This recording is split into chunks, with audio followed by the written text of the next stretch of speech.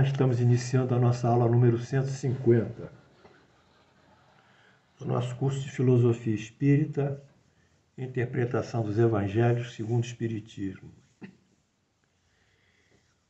Essa aula 150, ela vai tratar da linha de provas, ou a escolha de provas, que a cada um cabe de acordo com a doutrina espírita, ou seja, especificamente do livre-arbítrio. Uma das questões que ficaram em aberto foi porque Saulo, no caso, ele não conseguiu cumprir a sua missão numa primeira etapa, que era aquela de unir o judaísmo ao cristianismo. No caso, aos evangelhos, que não havia o cristianismo. Então, esse primeiro número essa primeira linha de interseção não aconteceu. Então, nós vamos analisar a conduta, a posição de Saulo, à luz da doutrina espírita, à luz do livre-arbítrio, à luz das causas que fazem a pessoa encarnar com aptidões ou deficiências. É uma aula muito importante que vai tocar o processo reencarnatório e a linha de vida que o indivíduo vai ter em função da reencarnação. Nós estamos aí puxando esses conceitos teóricos para analisar por que Paulo não conseguiu cumprir essa primeira etapa. Porque ele lapidou Estevão, porque ele prendeu Estevão, porque ele supliciou Estevão, porque ele violou as leis mosaicas, como a lei duas leis dos 10 mandamentos, não matarás, e ele promoveu a morte de Saulo, não prestarás falso testemunho, e ele arranjou Neemias, um amigo dele, para poder depor contra Saulo no Sinédrio, contra Estevão no Sinédrio, falsamente. Porque Paulo violentou esses princípios superiores em busca de quê? Da preservação do judaísmo, ele que era arrogante e prepotente. Então vamos analisar isso. E a doutrina espírita, ela coloca isso de uma maneira muito, muito lógica e inteligente. O Livro dos Espíritos, CELD, Rio de Janeiro, 2016, 178 e 179. Escolha das provas. Pergunta 258. No estado errante e antes de retornar à existência corporal, o espírito tem consciência e previsão das coisas que lhe acontecerão durante a vida? Resposta. Ele próprio escolhe o gênero das provas que quer experimentar, quer dizer, o espírito escolhe. E isto que consiste o seu livre-arbítrio. Portanto, a liberdade da escolha de provas, se vai ser uma prova, o tipo de prova, onde é que vai nascer, qual vai ser o sexo, qual a situação social que vai ter, instrução, educação, etc., que vai receber, esse exercício seletivo de escolha, no caso, redundando, é o livre-arbítrio. Portanto, liberdade de escolha das provas é o livre-arbítrio. Pergunta de Allan Kardec. Então, não é Deus que impõe a tribulação como castigo à pessoa? Resposta. Nada acontece sem a permissão de Deus, pois foi Ele que estabeleceu todas as leis que regem o universo. Isso é verdade, todas as leis. Perguntar então por que Ele fez esta lei e não aquela? Ora, dando ao espírito liberdade de escolha, deixa-lhe toda a responsabilidade dos seus atos e de suas consequências. Então, quando Deus cumula o indivíduo com a responsabilidade da escolha, o indivíduo assume a responsabilidade pelos efeitos que dali procederão das consequências do seu próprio ato. Então, a liberdade de escolha, vamos dizer, o livre-arbítrio, é um direito do indivíduo, que ele tem, consoante a lei divina, mas ao mesmo tempo estabelece um dever de cumprir aquilo bem, que todo direito corresponde a um dever. Então Deus, na sabedoria, colocou o indivíduo para responder pelas suas próprias ações. Deus nada entrava o futuro da pessoa, o caminho do bem, que ele abre assim como o caminho do mal. Se esse sucumbe, resta-lhe uma consolação, se o indivíduo fracassa. É que nem tudo acabou para ele e que Deus, em sua compaixão, deixa-o livre para recomeçar o que foi mal feito. Então, Deus não há provas eternas, não há castigo eterno, não há nada eterno no mal, no fracasso. O dia de amanhã é um novo dia e cada dia é uma nova oportunidade. Uma nova encarnação, uma nova oportunidade. E assim o homem cai e depois sobe, de acordo com o tempo e as suas propostas de vida. Aliás, é preciso distinguir o que é obra da vontade de Deus e do homem. Se um perigo vos ameaça, não foste vós que criaste esse perigo. Absolutamente. Foi Deus. Tiveste, entretanto, a vontade de a ele vos expor. Vos expor. Quer dizer, Deus é assim, olha, aquela pedra lá é escarpada. Eu criei uma pedra escarpada, difícil, íngreme. Você pode subir a pedra ou pode passar embaixo, fazendo um caminho mais longo. Não, eu quero subir essa pedra. Tudo bem. Se você subir a pedra, quando você subir, você vai ficar exposto a uma queda, a um risco qualquer. Não, eu quero subir a pedra, eu quero escalar. Então o indivíduo vai escalar a pedra e cai, pum, se machuca. Foi Deus que castigou ele? Não. Foi ele que escolheu o caminho pior para ele. E como o caminho pior para ele, não conseguiu vencer e caiu. Essa é a dinâmica da relação do livre-arbítrio que nós temos na vida. É isso que é importante. A liberdade de escolha é nossa, sempre será nossa.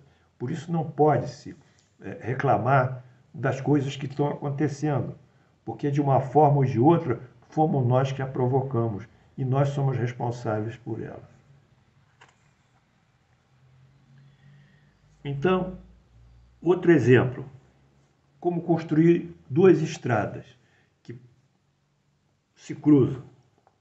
Uma estrada é limpa, é linear, é piso reto. A outra é cheia de buracos e valões. Qual é o que o indivíduo prefere? Que aí pela estrada linear terá um percurso melhor. Que aí pela estrada cheia de buracos, valões e tropeços, pedras de tropeço, pode se machucar. Então, essa liberdade de escolha que eu tenho que passar para vocês, meus alunos. Preste atenção. É essa liberdade de escolha que vai dimensionar o seu próprio destino e que fará de você uma pessoa mais feliz ou uma pessoa sofrida. Não se esqueça, a responsabilidade do espírito é dele.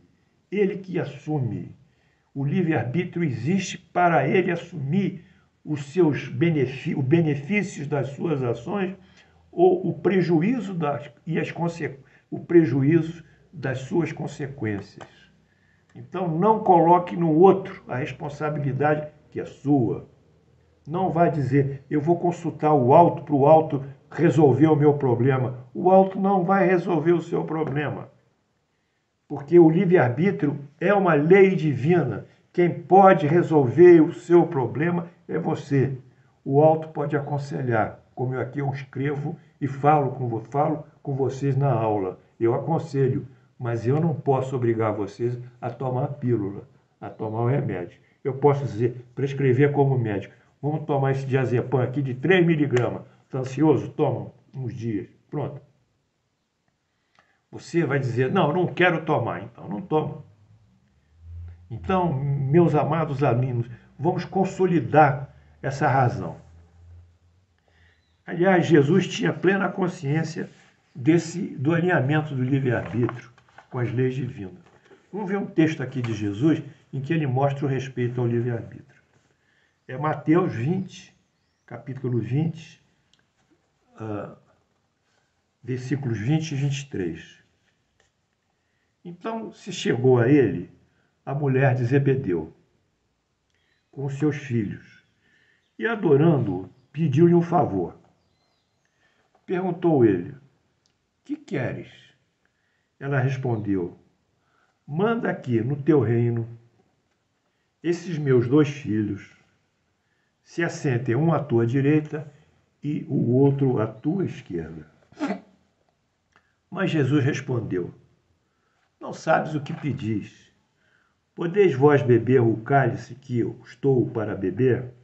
Responderam-lhe: podemos. Sim, o cálice é o amargura, o sofrimento. Então Jesus indaga.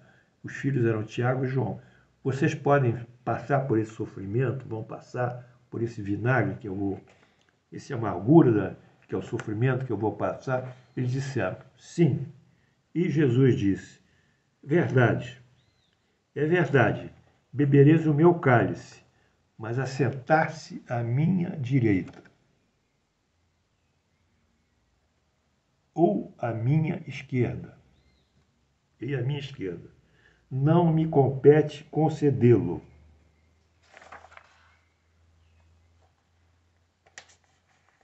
É, porém, para aqueles a quem meu Pai preparou. Então, ele submete a lei do livre-arbítrio, diz que a decisão de sentar à direita ou à esquerda é que o Pai que vai preparar, Deus, que Deus vai preparar são as leis divinas, são as provas, é o livre-arbítrio, etc. Nem Jesus entrou no livre-arbítrio dos outros. Como se observou, nem mesmo Jesus, em toda a sua grandeza, interviu no livre-arbítrio de João e Tiago, os 2 filhos de Zebedeu. O Espiritismo, de sua parte, sabe ser essencial para o progresso dos espíritos o exercício do livre-arbítrio, como condição seletiva para discriminar o bem e o mal. Aqui é o exemplo da criança, que quando toca na tomada leva um choque. Daí para frente, esse será sempre um ponto perigoso. No mundo, a tomada serão os valores que levam à infelicidade, à frustração, à dor. Então, nós vamos nos afastar.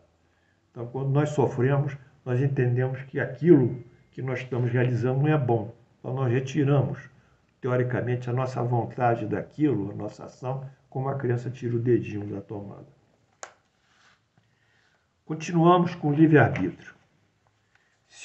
Pergunta 259. Se o espírito escolhe o gênero de prova a que deve se submeter, daí se segue todas as tribulações que experimentadas na vida, foram previstas, escolhidas por nós, quer dizer, ele escolheu um gênero. Nós vamos ver mais na frente que o gênero é sexo, condição social, instrução, a parte financeira, país que nasce, enfim, meio ambiente que é criado. Então, são todas umas circunstâncias que vai lhe facultar ou não. Ele poderá ir à faculdade, se escolheu conseguir isso em vida, ou terá que trabalhar em criança. Enfim, todas essas condições é que vão se associar numa grande combinação existencial de fatos e que levarão então ao seu próprio destino. É isso que é verdade. Não é uma coisa só. É o gênero de provas que Allan Kardec, o Espírito, diz. Os detalhes são consequências da posição e frequentemente de vossas próprias ações. Por exemplo, se o Espírito quis nascer entre malfeitores, sabia que os arrastamentos se expunham, mas não a cada um dos atos que viria a praticar. Então, né, ele pediu para nascer numa situação de facilitação do crime, uma sociedade paupérrima, ignorante, em que o crime vive a cada momento aos olhos dele. Então ele está lá Mas será que ele vai aderir ao crime ou vai rejeitar o crime? Então, ele pediu essa prova, viver no ambiente de criminosos. Mas se ele será ou não criminoso, dependerá da sua própria vontade. Esses atos, portanto, são efeitos da sua vontade ou do seu livre-arbítrio. O espírito sabe que, escolhendo tal caminho, terá tal gênero de luta a suportar. Sabe, portanto, a natureza das vicissitudes que encontrará, mas não sabe se ocorrerá este ou aquele comprometimento. As particularidades se originam das circunstâncias e da força das coisas. Apenas os grandes acontecimentos é que influem no destino estão previstos. O que ele quer dizer, mais uma vez? Ele quer dizer o seguinte: colocou o indivíduo lá, naquele ambiente.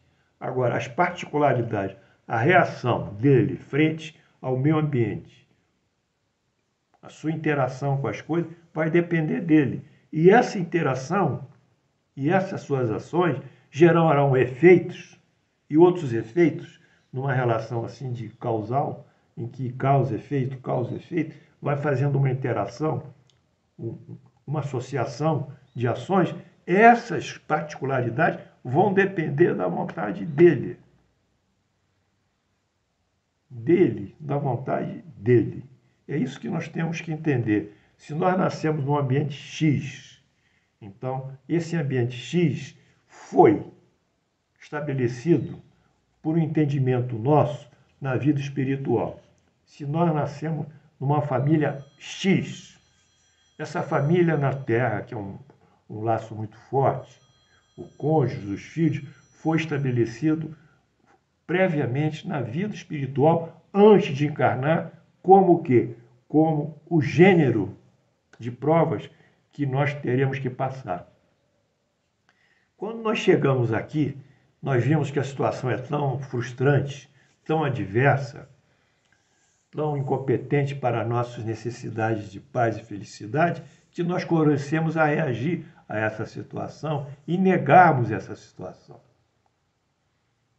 Então, se nós não aceitamos aquilo que nós escolhemos, nós teremos que, numa outra encarnação, repetir o que não foi aceito, para nessa vida nova podermos ser novamente testados e aí passarmos. Se nós estudamos numa faculdade, num segundo grau, e não passamos numa matéria, nós vamos repetir essa matéria, vamos reestudar essa matéria e vamos fazer uma nova prova. Essa é a sabedoria de Deus, que está no respeito ao livre-arbítrio de todos. Portanto, Saulo, nosso herói aqui, no caso não é herói ainda, ele tinha consciência na vida espiritual de tudo que ia passar. Mas a vida espiritual não poderia autorizar Paulo a matar alguém.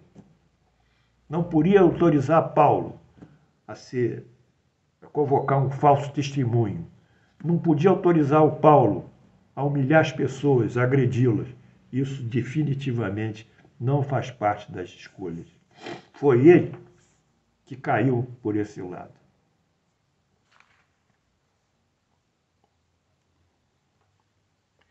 Se tomas um caminho cheio de sulcos, sabes que terás que tomar grandes precauções se vai num lugar difícil, porque tens possibilidade de cair, mas não sabe que lugar cairás, e pode acontecer que não caias, se forem bastante prudentes. Se ao passares por uma casa, uma telha te cair na cabeça, não acredite que estava escrito, como vulgarmente se diz. Você que passou e a telha estava caindo. Bem, e finalmente, para consolidar esse entendimento do livre-arbítrio, que eu acho que vocês já aprenderam, e eu acho que vocês devem estar muito felizes com isso, porque eu estou feliz que vocês estão aprendendo isso. Não reclame da vida não e do destino. Esse foi o que você escolheu. Tente vencê-lo da melhor forma, para que não tenham que repeti-lo com mais sofrimento na outra encarnação. Confie na vontade divina, confie na sabedoria de Deus, na sua misericórdia, na nossa lógica, na sua lógica. Estudem aqui comigo também, estudem também o Doutrina Espírita, que será uma alavanca muito grande para vocês suportarem as frustrações e as desilusões e as dores. Vamos terminar aqui, então, com o último exemplo. O indivíduo sabe dos problemas de uma forma geral, quando vai encarnar.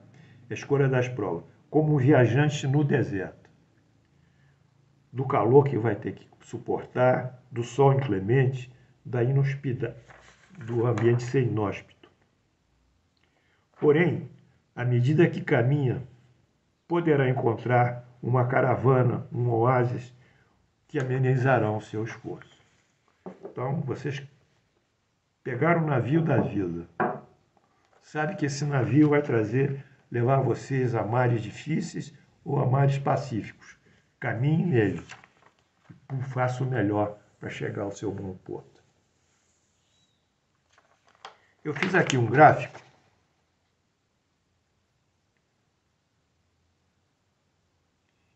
que ele sintetiza tudo o que eu disse aqui. Eu vou ler. Dinâmica do alinhamento, condições pré-encarnatórias, escolha do gênero de provas, quer dizer, lá em cima. Na vida espiritual, como espírito, nós temos aqui, é difícil, o estado de consciência e o nível de evolução moral de um lado, quer dizer, nós temos a nossa capacidade crítica, a nossa moral, o nosso intelecto. Do outro lado, eu vou exercer, em função dessas minhas aptidões espirituais, o livre-arbítrio, ou seja, escolher as provas. É o primeiro aqui. Aqui é a vida espiritual. Aqui são as condições que o indivíduo tem, intelectuais, morais, etc. E aqui o livre-arbítrio. Então, desse entendimento, ele pode exercer o livre-arbítrio, ele vai escolher o quê? O gênero de prova deles, aqui, esse quadradinho. Vamos lá. Ao escolher esse gênero de provas,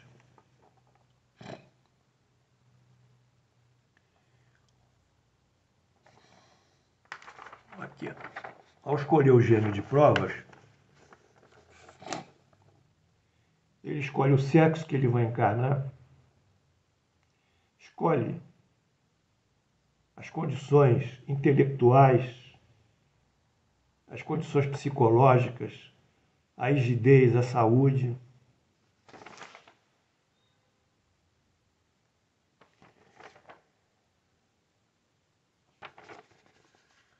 Escolhe a constelação familiar,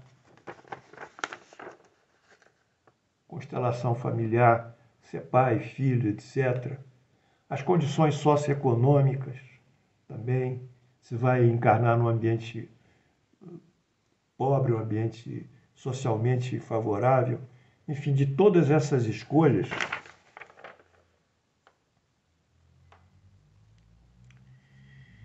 que ele faz, ele vai encarnar com essas linhas gerais de aptidão.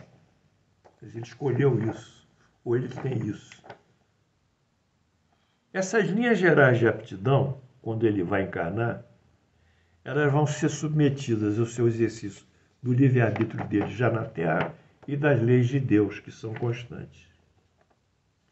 E aí ele vai fechar a vida dele com o conjunto e a totalização de suas ações boas e más. Portanto, esse gráfico aqui, ele mostra justamente como as provas gerais do indivíduo, as provas de gênero antes de encarnar. Essa aula eu acho que foi boa, né? Eu acredito. E vocês vão pensar comigo. Mas eu estou doente, estou isso, estou assim. Vamos pensar. Nosso Evangelho segundo o Espiritismo diz que esses sofrimentos têm duas causas. As causas da vida atual, que é a imprudência, ociosidade, arrogância, vaidade, materialidade, exercícios exagerados, etc, etc, bebidas, etc. Tem as causas atuais que o indivíduo faz. E das vidas passadas que se refletem também sobre a vida atual. Das causas gerais de problemas que nós temos, 100%, pegando as causas da vida passada, que a gente não conseguiu efetuar, e pegando as da vida presente, 80 e poucos por cento, 90% é da vida atual. Nós não chegamos com um déficit tão grande reencarnatório.